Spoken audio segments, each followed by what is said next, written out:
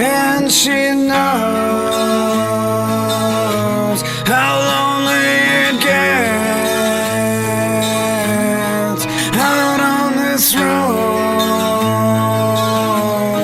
so far from home. And she knows the dust in my face, sometimes it blinds me from place to place. And she knows if I see another one, I still love my baby. And she knows I'll be coming home.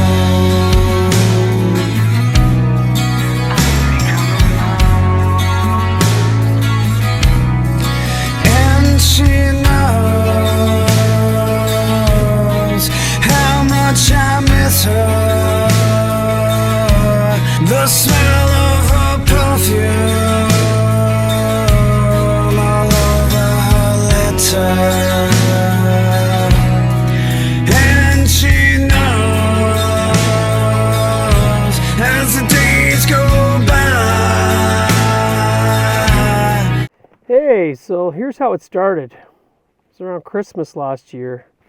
It's on the Precision Guitar Kits website. I seen this Les Paul. It was on the clearance section. I was like, it's got a little knot in the middle there, but I'm like, I've been looking and this was my first purchase from them. And I'm in the greater Vancouver area, so I was like, yeah, you know what, I'm buying this.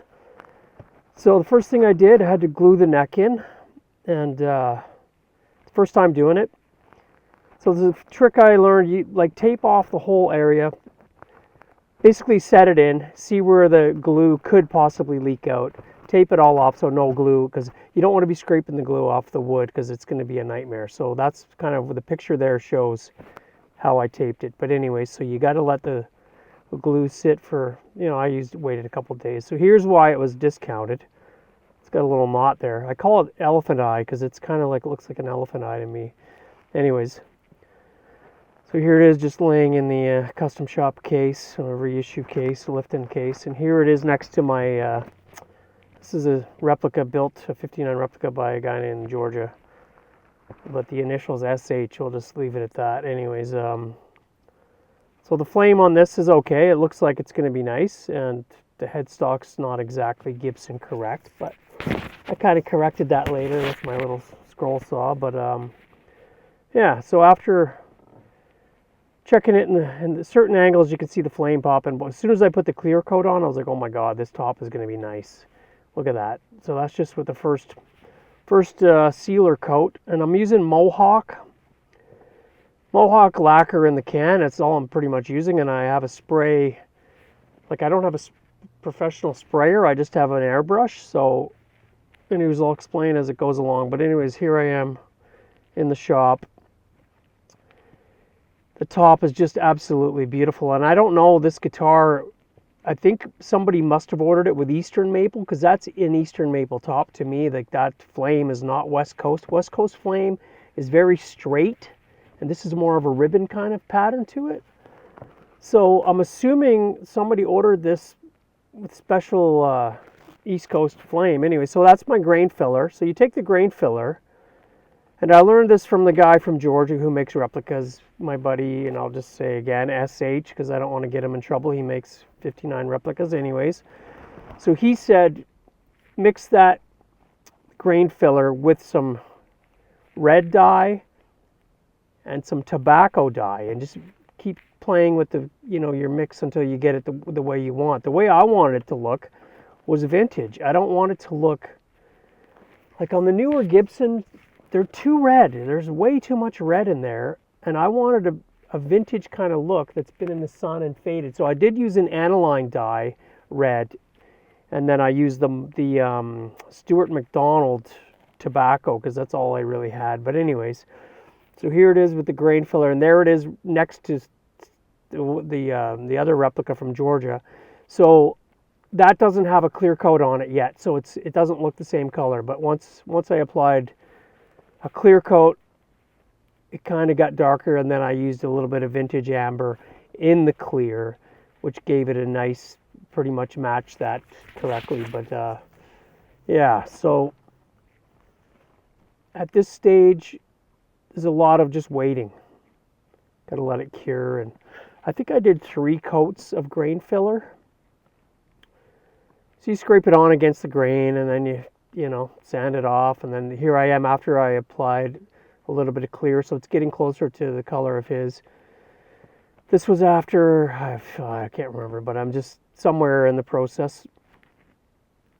Like that was after a finish was applied. I'm just doing some sanding. So that's out in the sun, just getting a little, letting it dry and sitting on the hot tub. That's nice.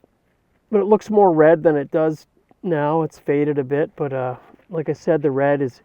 So that, oh, this one, this is an Epiphone, and this is what I didn't want. And then this is a Gibson Custom Shop, and this is what I didn't want either. There's way too much red. It doesn't look vintage. It looks like, I don't know what Gibson's doing. They're just putting like way too much red. I like the amber and more tobacco kind of look. So this guitar from Precision Guitar Kits has a little bit of a pointy there. Oh, and the bridge posts I didn't like. I like the vintage one, so I had to get the conversion posts. Everything I found, you guys can message me and ask me where I got all the parts, but I got most of them on Stuart McDonald, and then a lot of them I got on Philadelphia Luthier Supply, which is a great place. Like if you're in Canada like I am, if you're just ordering a few parts, oh, cut your thumb. That's not good. Be careful with the razor blades and the scraping. Oh, and this is the amber. Before I did any of the bursts, I did the amber first. And I was thinking, oh, I could leave it, do the lemon kind of thing, slash, but then I decided, no, I'll do the burst. So this is with my airbrush. I just put some red aniline dye in the airbrush and just did a few passes with that to get a little burst going. Yeah, so here we go. Little video of it in the sun. That's after a few more coats, I think, of the...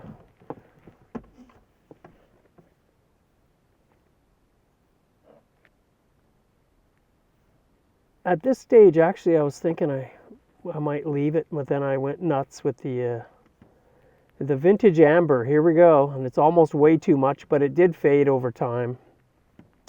I kind of went overboard, but anyways, this video is my first 59 build, and I just wanted to share it with everybody that's curious about Precision Guitar Kits, because I can't believe the quality of this guitar. Like, it's just amazing. Like, everything's perfect.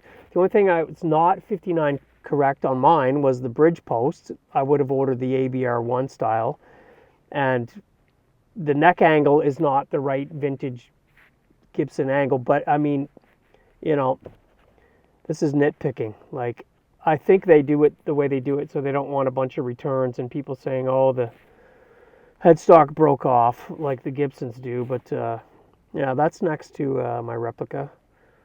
Again, more shots of it out in the sun, getting some fading going on and just checking out the flame in the sun. Here I am in my studio. This is before I think I wet sanded it.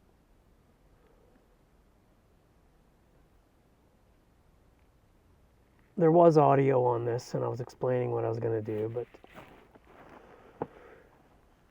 Oh, I was going to say in the original opening sequence, that is my band. We were called Yeah Whatever, and the song was called And She Knows, which is written entirely by me, lyrics and everything, but the band broke up. Like most bands, there's no money in the music industry anymore, so why do we continue building guitars and making guitars and doing all this work? Well, there's no music no money in the music industry. It's just like unbelievable. Anyway, so just some more videos of it in the studio. The top on this is like, I can't believe the top I got in the clearance section. Like, somebody ordered this and then they didn't want it for whatever reason, probably because of that little knot. That's why it said it was discounted, and I just can't believe, like, to me that just gives it character, and it's got a cool little story about the, you know, if it ever got stolen or something, I'd be like, yeah, I know that's my guitar. It's got the little elephant eye right there. And some more shots in the studio. This must have been when I was wet sanding it, because I got the towel down. Oh yeah, there's the water. I think I was drinking a beer during this one, yeah. Anyway, so wet sanding. I use a 1500 and then a 2000, I think. And some more buffing shots. I just love the color. It reminds me of the George Lynch. There's a George Lynch video where he's tracking for Lynch Mob. And he was playing with Max Norman, the producer, and he's playing an ESP that's solid flame maple all the way through with it's an ESP, but it's got this nice amber color, which it kind of reminds me of. So here I am just putting the parts on to see what it's going to look like. But Wizz PAFs, and yeah, the M59 rings. I'm trying to go vintage, so I just, the Wizz PAFs are pretty much the closest sound you can get as far as I've found. And they're the same ones in my replica built in Georgia, and there it is next to my one from Georgia. Of course, he's using real Brazilian rosewood fingerboard, which this one is not. So I went with Zaso, which is the name of my company, which is, my son is named Zach and my daughter's named Sophia. So I took the Sabian symbols. That's what they did. They took the Zildjian family. There was a big fight and the families broke up. Anyways, they took the first two letters of all their kids' names and came up with the word Sabian. So I did the similar thing with Zaso, which is kind of Led Zeppelin-ish, the look. But anyways, and the guy who made the inlay is a guy in Canada, and I can share that too if anyone wants info on who this guy is, and shoot him an email and he can make you one too with your build. But yeah, he does a really good job, and he does it in ebony wood. So when I dropped it in, I just used my Dremel tool to drop it in, and then crazy glued it in there, and then added some layers of crazy glue around it and some lacquer, and then sand it, clear coat it, sand it, clear coat it, sand it, get down, build your layers. And I mean, it didn't come out perfect. You can see the line around where the inlay is, but it's close enough for me.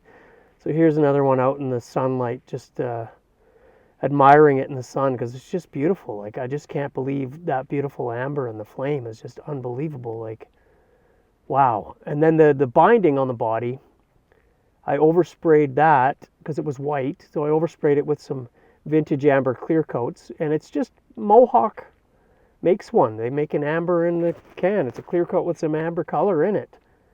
And locally we have a big Mohawk store here, so I just go in there and buy whatever I need. And again, if anyone needs any of this stuff and you can't find it locally, I might be able to make you a little package and ship it out to you, and we'll figure out where you live. And anyways, but all of this stuff is Mohawk. Every single, like the grain filler, the sealant coat is Mohawk.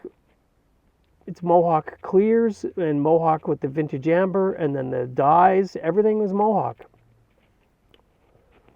It turned out just like, I'm so happy with this. And my buddies, one guy runs West Coast Guitars, his name's Glenn Smith. I took it in there and he played it and he was like, wow, like, he did a good job, whatever. But I mean, without the right product, you can't just go into your local hardware store and buy paints and stuff. You're not gonna get these kind of results. You need a nitrocellulose lacquer, and you need nitrocellulose, the proper grain filler. You need, like, look, oh, that's just, wow. You can see the solid flame in the pickup cavities there. Like, these precision guitar kits are amazing. Anyway, so yeah, if anyone else is doing or thinking about a precision guitar kits, just buy it. Just spend the money, get it. These are quality. Like, I can't speak highly enough of these guys. They're just amazing. And this was, like I said, my first build, and this will not be my last. This was just the first one. But anyway, so this is out in the sun. So the inlays, I found they were a little bit too, like, I want this guitar to look aged and old. So I I aged the inlays, and all I did was mix some lacquer in a little bit of tobacco. I just took a paintbrush and kind of, painted over the areas in the inlay itself to get them like a vintage kind of a vibe going on. And yeah, let it dry, and really that's all I did to the inlays. But it's the smoky kind of look I wanted. I didn't want them to look too white and too bright. They looked kind of funny. But anyway, so here it is laying in the case before I wired it up. And then the Marianne and Ginger, that was from Philadelphia Luthier Supply. And same thing with the custom truss rod cover. They got vintage looking ones, and you can get whatever you want engraved in there. So I just went with another Zosso on there, and you can see a little bit of shadow of where I sunk that piece. You can see around the edges just a little bit. I mean, to me, I'm happy. But if you were super picky, you might be like, I could see it. But some people are super anal and picky about stuff. But I'm like, it's a guitar. I'm going to play it. I don't have to bring my replica made by the guy in Georgia, because that thing's worth a fortune. And so if I'm playing a gig, I just bring this, and it plays and sounds just as good as that, if not better. I mean, I don't want to say his build isn't great, but it is amazing. But it's just too valuable to bring out to gigs. But anyways, I got a little demo of this coming up here shortly in the video. This is just more shots of it out in the sun, and there's the elephant eye in the middle there, right between the pickups, which to me is like not a blemish. That's just character. It's like mineral streaks in the wood. I love it. It shows, it's like one of those things you can say, yeah, that's my guitar. That's the one with the elephant eye or the mineral streak right there, whatever. So to me, it wasn't a problem. I was just like, yep, discounted, ready to go now. I'm buying it. So there's some more shots of it in the sun with the amber. And then this, just putting on some of the hardware. So yeah, the bridge posts, those are the ABR1 conversions I got. I showed a picture of it earlier in the video, and this is actually that's the replica wiring. That's not this guitar. I don't know why that's in there, but and the tuners, I aged those with some amber, some of the clear coat with the amber, because I wanted them to look like the shrunken heads of the 50s Les Pauls. And the serial number, that's got my birth date in it. But anyways, so some other shots of it laying on the bench when I was buffing it. And the video coming up was the very first time I had it all wired up.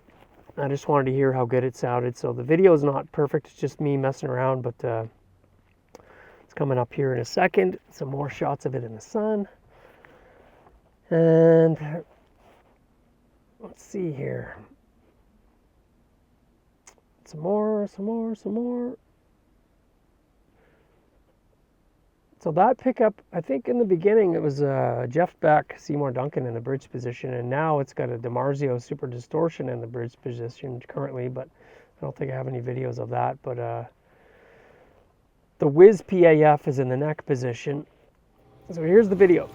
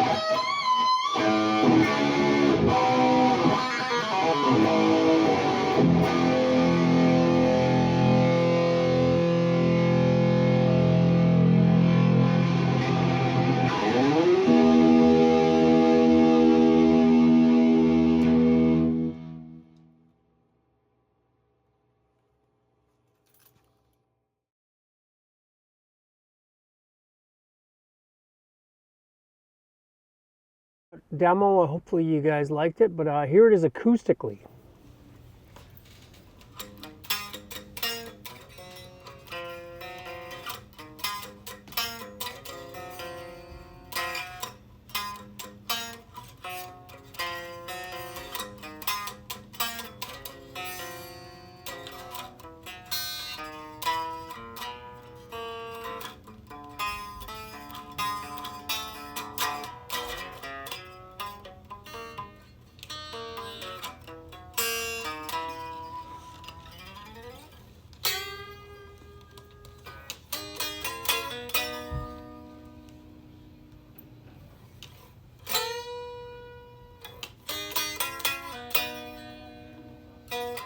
So this is Van Halen's Hear About It Later. I was just learning it from my band.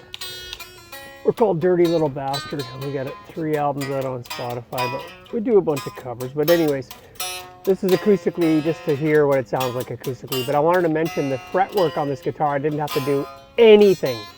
I put the nut on, and the nut was, what are they called? It's a local company again. I can't remember the name. Tusk, or what are they called? Anyways, they're made in Vancouver, Canada. And I put the nut in, you know, I had to shave it down a bit to get it to fit properly. But the fretwork on these guitars, like, I literally did not have to level a single fret. I didn't have to polish a single fret. It was perfect. I didn't even touch the truss rod, and it's perfect. Like, all the way up and down, not a dead note nowhere. Like, it's, these guitars are really, really, really, really, like, I can't recommend them enough. Like, they're great. Precision guitar kits, you guys rule. And if you're in Greater Vancouver like I am, I went to the shop in Delta and picked it up. It's like an industrial area in Delta. It's like the front of the building looks like a furniture place, but then I made an appointment to go in there and get it, and yeah, I did it while I was working and doing my little day job. But anyways, yeah, hope everybody's doing well, and if you could do me a favor, give me a like, a comment, and hit the subscribe button and ring the bell, all that stuff, because YouTube, like, they don't pay anything. They don't pay, like, I've got 7,000 subscribers and I don't receive a penny from YouTube because I don't have enough watch hours or whatever, which is a part of why I'm doing this video so long. I like to do short videos and explain something quickly, but I'm like, well, then you get no air or view time, and they go by view time. So if you don't get the view time, then you don't get any money. And I'm not a professional YouTube guy. I just like to share guitar stuff and demos and whatever. But if you could do those, give me a like or a comment or share the video, whatever you can to help me out would be great. And I'll try and keep more of these kind of videos coming. But I just love guitar. I've been playing guitar since I was like 13 years old, and I'm 56, and it's just all I really do. I don't have any other hobbies. It's just guitar and guitar and guitar. But I hope everybody's doing well and enjoying your summer, and get out there and play and play and play and play. and rock and roll. Cheers, everybody.